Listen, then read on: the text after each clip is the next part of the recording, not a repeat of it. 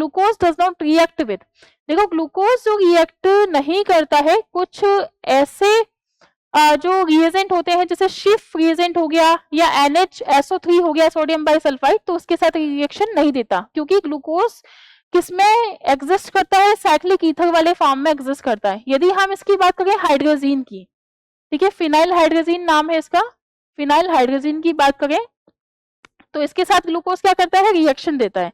यदि हम लोग यहाँ पे बात करें CHO,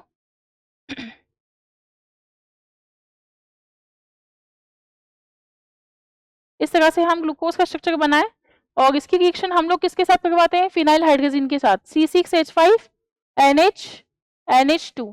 तो यहाँ पे जो C डबल बॉन्ड हो है वो किसके साथ जुड़ जाता है, इसके साथ जुड़ेगा, ठीक है। तो यहाँ पे जो बनना चाहिए वो इस तरह से बनता है CH NH double bond NH और यहाँ पे क्या आ जाएगा C6H5। तो ये वाला कंपाउंड बाकी का तो सब सेम ही रहेगा, तो HOH OHH, ठीक है। यहाँ पे हम इस तरह से ग्लूकोज का बाकी का स्ट्रक्चर बना लें और इस पे क्या लगा देते हैं CH2OH। तो इससे तो ये बन गया A ऑप्शन से, इसका मतलब इससे तो रिएक्शन देता है। दूसरे से हम लोग बात करें हाइड्रोक्सिलामीन, ये क्या नाम है इस कंपाउंड का, हाइड्रोक्सिलामीन। तो हाइड्रोक्सिलामीन के साथ भी यस रिएक्शन ये क्या करता है, देता है। तो हाइड्रोक्सिलामीन के साथ जो इसका प्रोडक्ट बनेगा, यदि हम इसकी रिएक्शन करवाएं NH2OH के साथ, ठीक है, NH2OH के साथ इसकी रिएक्शन करवाएं तो क्या बनता है, ऑक्सिम बनता है। तो इसमें बनना चाहिए C डबल बॉन्ड NHOH और बाकी की जो कंडीशन है वो इस तरह से जुड़ जाती है, बाकी के जितने भी हैं एलिमेंट्स जो स्ट्रक्चर है इसका वो एज इट इज रहता है, ठीक है। बस यहाँ पे चेंजेस आते हैं जहाँ फंक्शनल ग्रुप लगा हुआ है CH2OH। तो NH2OH के साथ भी रिएक्शन दे दिया। यदि हम लोग इसमें बात करें HCN के साथ, तो यस HCN के साथ भी रिएक्शन देता है और HCN के साथ यदि हम लोग इसमें बात करें तो B के साथ भी इसने रिएक्शन दे दी। C के साथ हम लोग बात करें इसमें तो यहाँ पे बनना चाहिए इसमें CHOH CN, ठीक है। कौन सा इसमें रिएक्शन होता है mechanism, NAR nucleophilic addition reaction.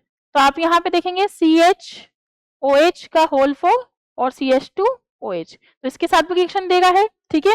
और साइनोहाइड्रीन का फॉर्मेशन होगा है। बेसिकली NaCO3 के साथ रिएक्शन नहीं देता। तो हमारा जो करेक्ट आंसर आना चाहिए दैट इज डी, क्योंकि आपसे पूछा गया है डज नॉट रिएक्ट। तो हमें स्टूडेंट्स को इस तरह से बताना है कि इससे जैसे फिनाइल हाइड्रोजीन है तो इससे रिएक्ट करके ये देगा, यदि यहाँ पे हाइड्रोक्सिलामीन के साथ रिएक्शन करवाते हैं तो ये क्या बना रहा है, हाइड्रोक्सिम बना रहा है, ठीक है। यदि हम एसिन के साथ रिएक्शन करवा रहे हैं तो साइनोहाइड्रीन बनाता है। और ग्लूकोज केवल NaCO3 के साथ रिएक्शन नहीं देता है, NHSO3 के साथ रिएक्शन नहीं देगा। इसी तरह से शीफ के साथ भी रिएजेंट नहीं देता है। तो ये हम यदि POC उसको बता दे स्टूडेंट को तो उसके दिमाग में ये रहता है कि यदि कोई फंक्शनल ग्रुप प्रेजेंट है तो किसके साथ रिएक्शन नहीं देगा, ठीक है। और इसका रीजन भी बताएं क्योंकि साइक्लिक ईथर की फॉर्म में एग्जिस्ट करता है, तो रिंग काफी वीक बेस होने की वजह से वो रिंग ब्रेक नहीं हो पाती है।